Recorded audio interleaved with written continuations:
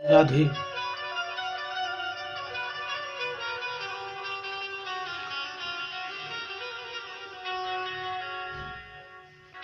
कृष्णाय वासुदेवाय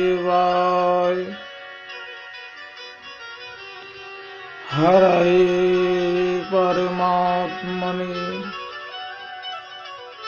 प्रणतक्लेशनाशाय श्री गोविंदाय नमो नमः।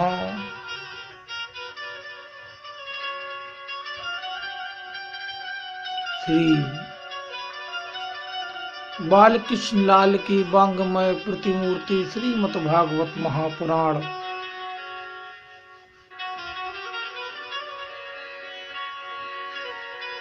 कथा ज्ञान यज्ञ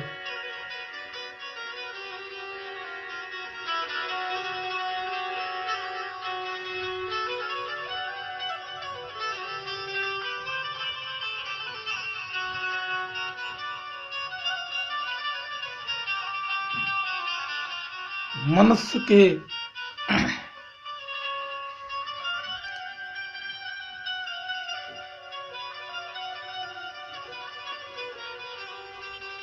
कर्मों के फल के अनुसार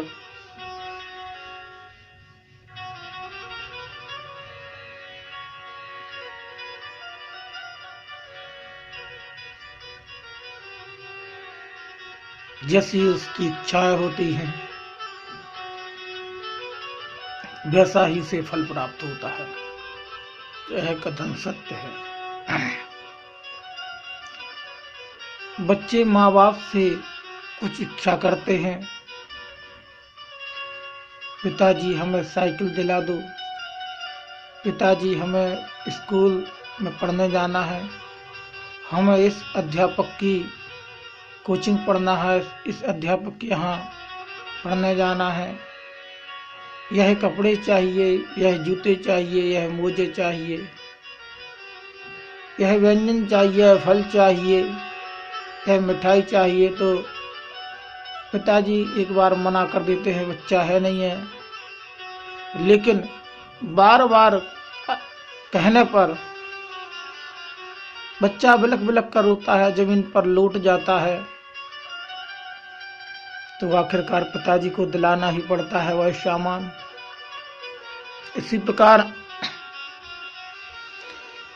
जो हमारे परमपिता परमेश्वर हैं, यदि हम उन्हें कुछ उनसे मांगते हैं, उनसे आग्रह करते हैं, बार बार नहीं देने पर बार बार मांगते हैं, उनके आगे आंसू गड़गड़ाएं, रोएं, बिलखें, उनके दरबार पर मत्था रगड़े, तो वह अवश्य हमें देंगे। ऐसे बालकृष्ण लाल के चरणों में बार बार वंदन, अवश्य ही देंगे। और जो मांगोगे वह देंगे। आप दाल मांगेंगे दाल देंगे, रोटी मांगेंगे रोटी देंगे, पूड़ी मांगेंगे पूड़ी देंगे, सब्जी मांगेंगे सब्जी देंगे, धन मांगेंगे धन देंगे, निरोगी काया मांगे निरोगी काया देंगे,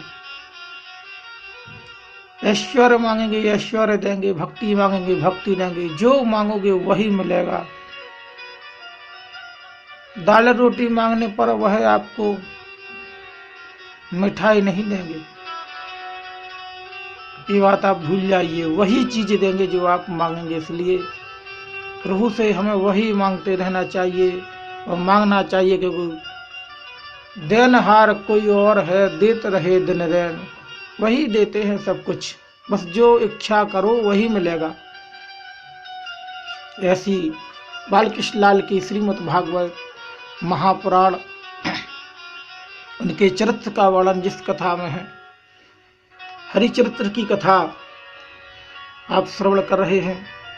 प्रथम स्कंद के 17वें अध्याय में प्रवेश करते हैं, जहां कलयुग एवं राजा परीक्षित की वार्ता एवं कलयुग में रहने का स्थान, यह कथा आप श्रवण करेंगे। हे ऋषि मुनियों,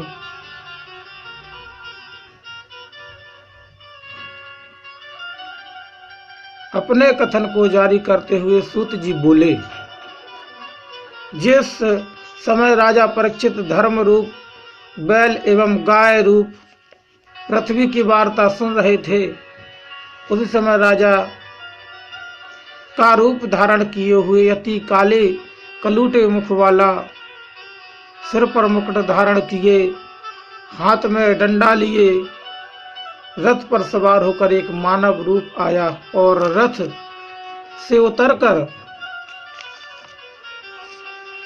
गाय एवं बैल को ठोकर मारकर दुर्गति करते हुए डंडे से पीटने लगा। अत्यंत सुंदर काया वाला बैल एवं गाय उसके अति भयभीत हो गए। डर के कारण बैल ने मूल मल मूत्र त्यागना आरंभ कर दिया। इतना डर था एवं घर थर थर कांपती हुई गाय रमाने लगी। वह कामधेनु गाय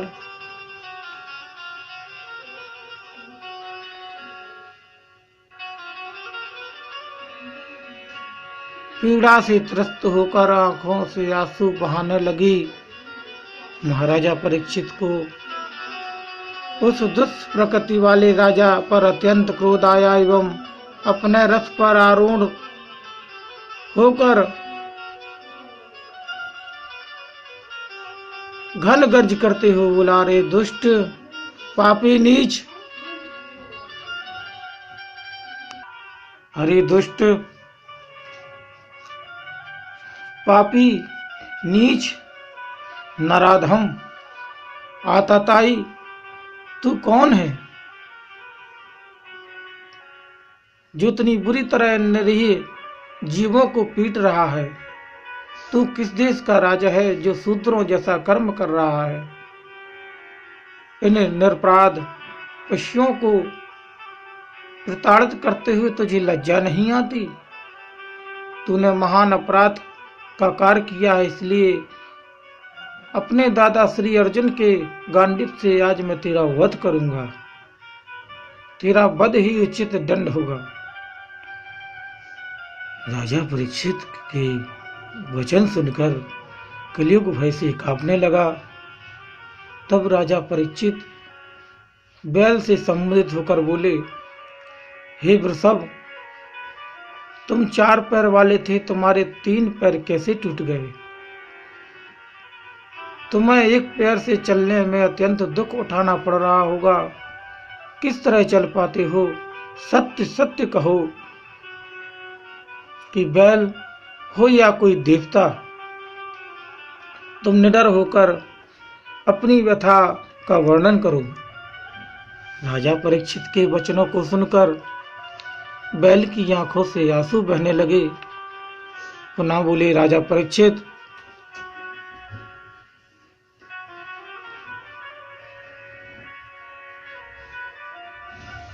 बोले, है बैल, मैं दुष्टों को दंड देने वाला धर्मराज युधिष्ठिर के कुल में जन्म लेने वाला उनका पौत्र राजा परीक्षित हूँ। दुष्ट प्रकृति वाले मनुष्यों को मैं दंड देता हूँ। और हे गौ माता, तुम भी मत रो। पुनः बैल की तरफ घूमकर बोले, किस दुष्ट ने पांडवों की पवित्र एवं धर्मयुक्त कीर्ति में कलंक लगाया है? हमारे राज्य में सिंह एवं बकरी एक साथ एक ही घाट पर पानी पीते हैं। जिसने तुम्हारे 3 पैर तोड़ दिए, तुम उनका नाम लो, मैं उनके हाथों को काट कर उनके तन से अलग कर दूंगा। तुम उनका नाम लो, तुम उनका नाम लो, मैं उनके हाथों को काटकर उनके तन से अलग कर दूंगा, चाहे वह देवता ही क्यों न हो। तब धर्म रूपी बैल की बात वाणी में बोला, है पांडव कुल के महाराज, आपने पति अति पवित्र कुल में जन्म लिया है। हे राजा, हम नहीं जानते कि संसार में प्राणियों को दुख प्रदान करने वाला कौन पापी है।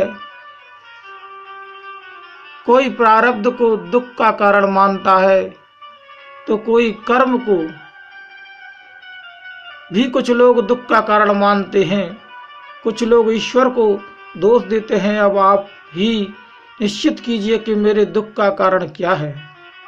बैल के वचन सुनकर राजा परीक्षित तत्काल समझ गए कि बैल के रूप में साक्षात धर्म एवं गाय के रूप में माता पृथ्वी है। तब राजा परीक्षित बोले, हे धर्म, सतयुग में तुम 4 चरण वाले हुआ करते थे। उन 4 चरणों को सदा सत्य, दया, पवित्रता एवं तप के रूप में जाना जाता है। त्रेता युग में 3 चरण रह गए। 2 युग एवं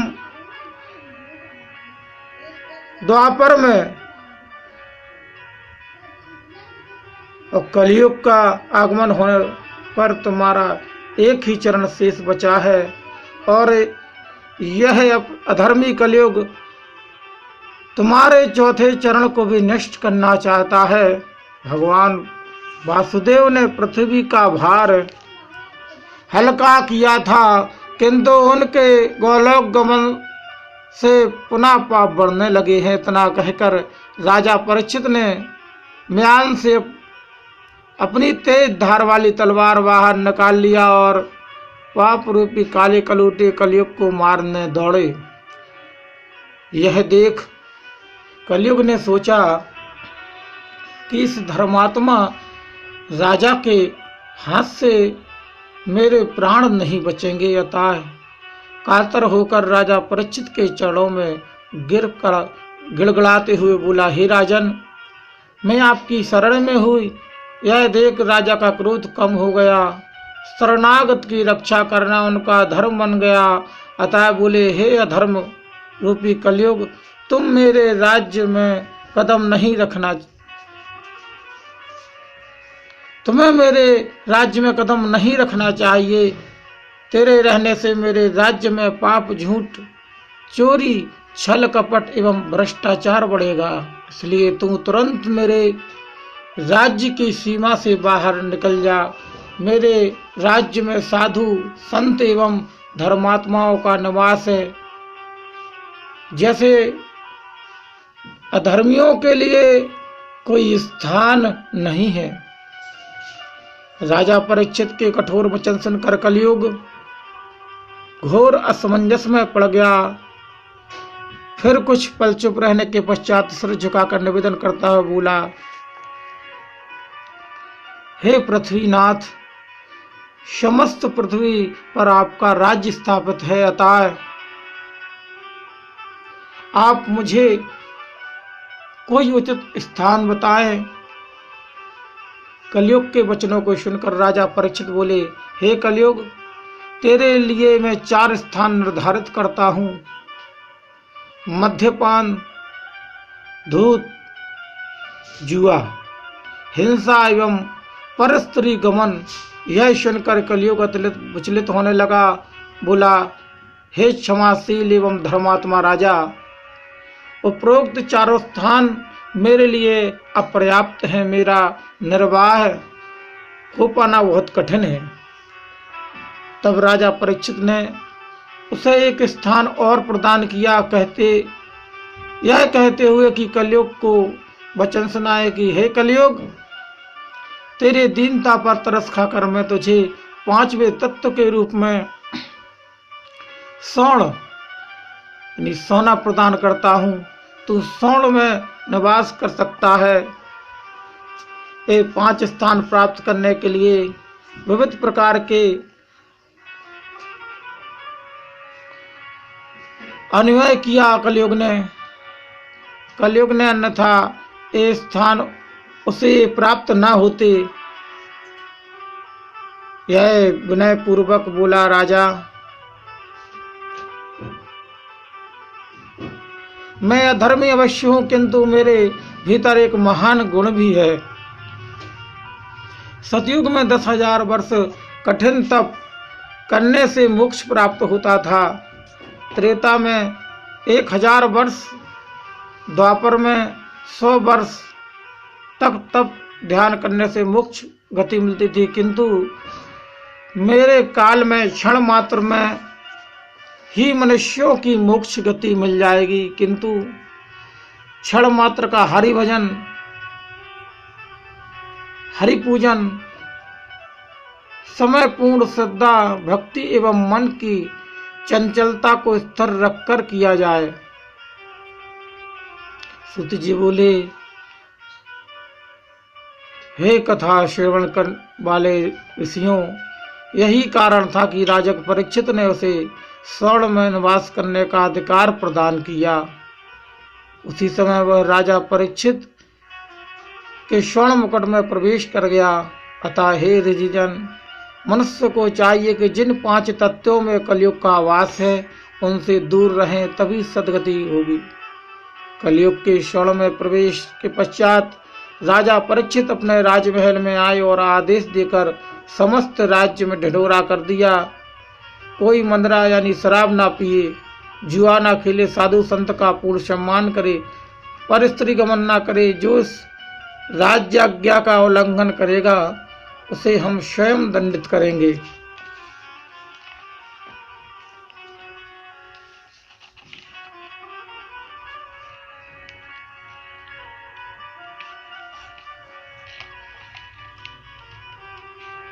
समीक ऋषि के पुत्र श्रृंगी ऋषि हैं। श्रीमद् भागवत महापुराण के प्रथम स्कंद के 18वें अध्याय की यह कथा राजा परीक्षित द्वारा समीक ऋषि को अपमान होना और श्रृंगी ऋषि का कुपित होकर राजा को श्राप देना आप श्रवण कर रहे हैं। ऋषियों को हरि कथा का पान कराते हुए सूत जी बोले, प्रभु की लीला भी अपरंपार है। दिन रात जप तप दान धर्म करने वाले महात्मा उनकी अनंत लीलाओं को जान न सके तो सांसारिक मनुष्यों की क्या बसात। प्रभु की कृपा एवं राजा परीक्षित की धर्म परायणता से कलयुग उनके राज्य में एकाधिकार न कर पाया।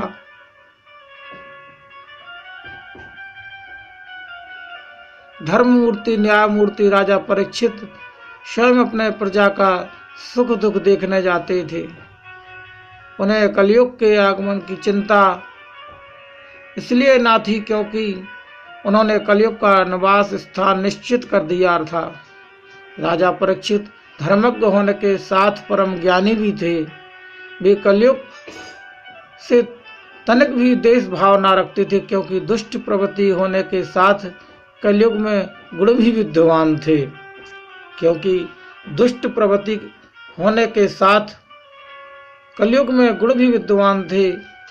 कलयुग में पाप कर्म का विचार करने से कोई कष्ट नहीं होता जब तक कि उसे कार्य रूप प्रदान न किया जाए। जबकि मनुष्य का विचार करने का मात्र से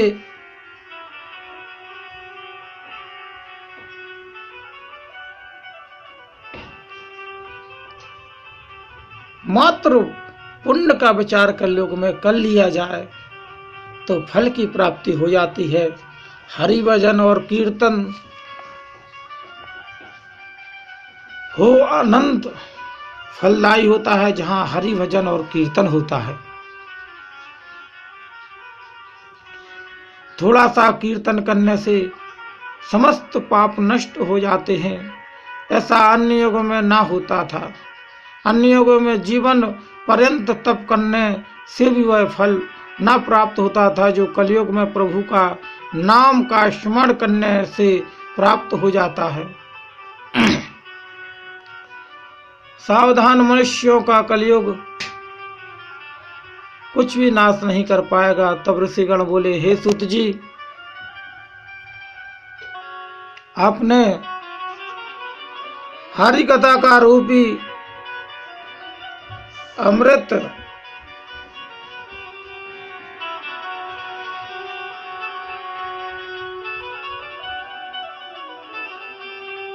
रसपान कराकर अल्प अवधि में हमें प्रभु भक्ति प्रदान की, यह आपकी महानता है, अन्यथा न जाने कब तक हम प्रभु की भक्ति पाने के लिए तरसते। तब भगवान श्री त्रिलोकीनाथ की कथा का विस्तृत वर्णन करते हुए बोले, हे ऋषियों, मुझे ही देख लो। मैंने अति नीच कुल में जन्म लिया, फिर भी ऋषि महात्माओं का सत्संग पाकर सौभाग्यशाली हुआ। ऐसा प्रभु की कृपा से हुआ है। जो मनुष्य प्रभु के ज्योतिर्मय नाम का स्मरण करते हैं, उनके कलेश मिट जाते हैं। जैसे सूर्योदय होते ही समस्त भूमंडल पर स्थापित अंधेरा दूर हो जाता है, दूर भाग जाता है। प्रभु के गुणों को कहाँ तक बखान करूं, जिनके चरणों की दासी बनकर साक्षात लक्ष्मी लौटती है। उनके चरण एवं नख को धोकर ब्रह्मा जी ने पाप नाशिनी गंगा को प्रकट किया। वही गंगा महादेव की जटा से निकलकर समस्त पृथ्वी लोक के पापों को धोती है। यह प्रभु की लीला ही थी कि धर्मात्मा कहे जाने वाले परम ज्ञानी राजा परीक्षित ने शिकार खेलने का विचार किया और शिकार के पीछे रथ को दौड़ाते हुए अपने सैनिकों से बिछुड़कर बहुत दूर निकल गए। भूख प्यास एवं थकान से उस समय में व्याकुल हो रहे थे कि शमीक ऋषि का आश्रम उन्हें दिखाई पड़ा। आशा की ज्योति मन में प्रज्वलित हुई और जल पाने की आशा से आश्रम में जा पहुंचे, किंतु उस समय शमीक ऋषि अपना ध्यान प्रभु के चरणों में लगाए आंखें बंद किए प्रभु वंदना का अपूर्व सुख लूट रहे थे। राजा परीक्षित के आगमन का पता ही ना लगा। ऋषि को जिस कारण राजोचित सम्मान देना तो दूर, उनसे बात भी ना की, जिसे राजा परीक्षित ने अपना अपमान समझा और उन्हें क्रोध से आघिरा। क्रोध का उत्पन्न होने के कारण स्वर्ण मुकुट में विद्यमान कलयुग था। क्रोध इसलिए आया क्योंकि उनके मुकुट में कलयुग विद्यमान था, जिसे स्वयं राजा परीक्षित ने ही स्वर्ण में निवास करने की अनुमति प्रदान की थी। कलयुग ने उनकी वृद्धि भ्रष्ट कर दी। शास्त्रों में कहा गया है कि शीश अर्थात सिर ब्रह्म ज्ञान होता है सिर में, और उसी ज्ञान के भंडार में कलयुग रूपी दुष्ट समाया था, जिस कारण परीक्षित की बुद्धि उल्टी हो गई और क्रोध के वशीभूत होकर इसी द्वारा अपना अपमान होता समझकर थोड़ी दूर पड़े हुए एक मृत सर्प को धनुष की नोक से उठाकर ऋषि के गले में डाल दिया और राजमहल वापस लौट आए।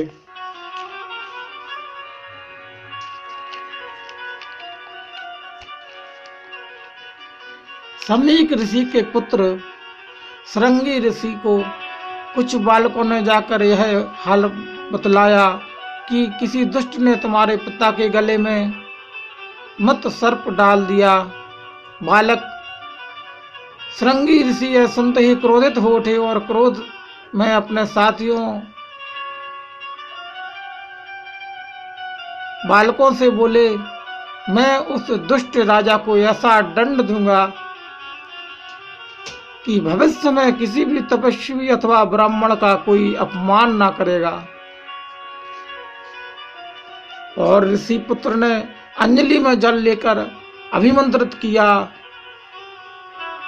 और राजा को श्राप देते हुए जल को पृथ्वी पर गिरा दिया।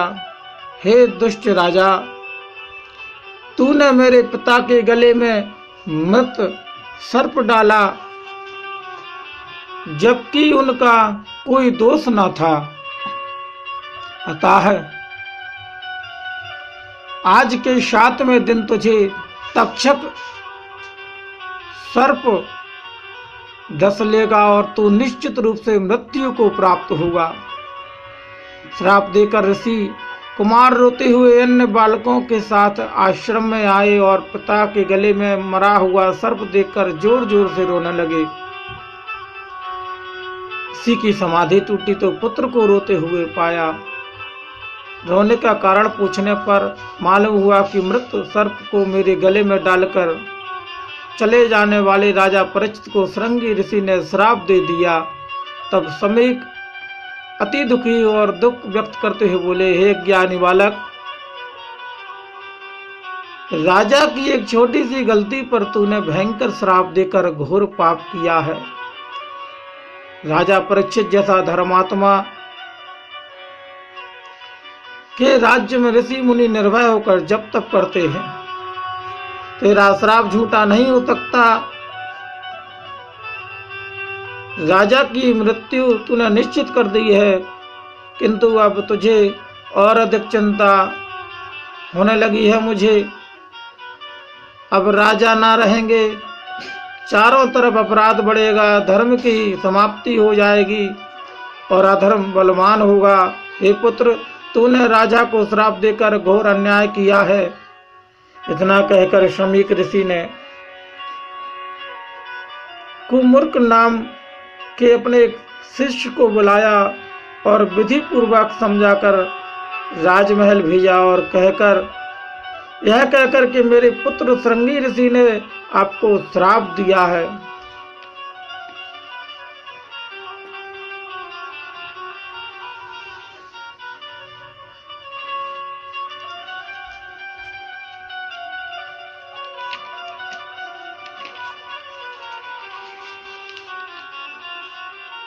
इस प्रकार राजा परीक्षित को शमीक ऋषि के पुत्र श्रृंगी ने श्राप दिया।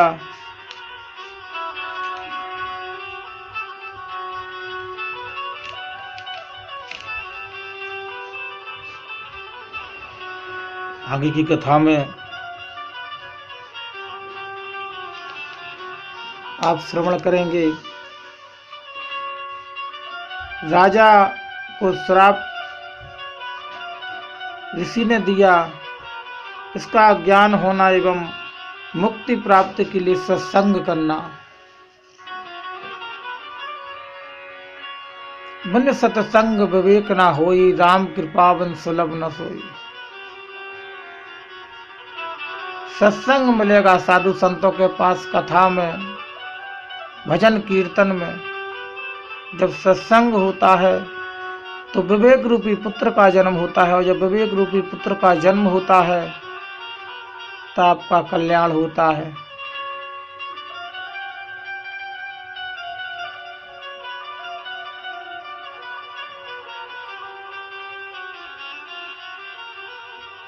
राजा परीक्षित एक धर्मात्मा राजा, फिर भी उन पर अपराध हुआ। उन्होंने शमीक ऋषि के गले में सर्प डाला। तो जो भी कार्य होते हैं, साधु संतों का कभी अपमान मत करना, क्योंकि अनजाने में भी अपराध करने पर भयंकर दुख की प्राप्ति होती है। जानबूझकर अपमान करने पर तो क्या होगा ये भगवान ही जाने। किसी भी साधु संत ब्राह्मण धर्मात्मा व्यक्ति का अपमान करने से पहले भागवत कथा की बार बार कथा आप श्रवण करते हैं तो राजा परीक्षित की ये कथा आपने कई बार सुनी होगी कि राजा परीक्षित धर्मात्मा ताकतवर होते हुए भी युधिष्ठिर के पुत्र हैं, फिर भी उन्हें संतों के श्राप को झेलना पड़ा। आगे कथा में यदुवंश के जहां भगवान श्री कृष्ण ने जन्म लिया, भगवान श्री कृष्ण भगवान साक्षात विष्णु के अवतार, उनके पुत्र श्याम ने भी ऋषियों का अपमान किया। पेट में कपड़ा बांधकर ऋषियों से उनका ज्ञान पूछा कि ये बतलाइए इसमें क्या है। जब मालूम होने पर उन्हें भी ऋषि का क्रोध श्राप सारे यदुवंशियों को सहना पड़ा। सारे यदुवंशी नष्ट हो गए। तो आपसे कथा के माध्यम से यही प्रार्थना है, किसी का अपमान मत करो। जाने अनजाने में भी किसी का अपमान ना हो जाए, यह हमें कोशिश करना चाहिए। बाकी प्रभु की इच्छा है। बोलिए बाल कृष्ण लाल की जय। श्रीमद् भागवत महापुराण की जय।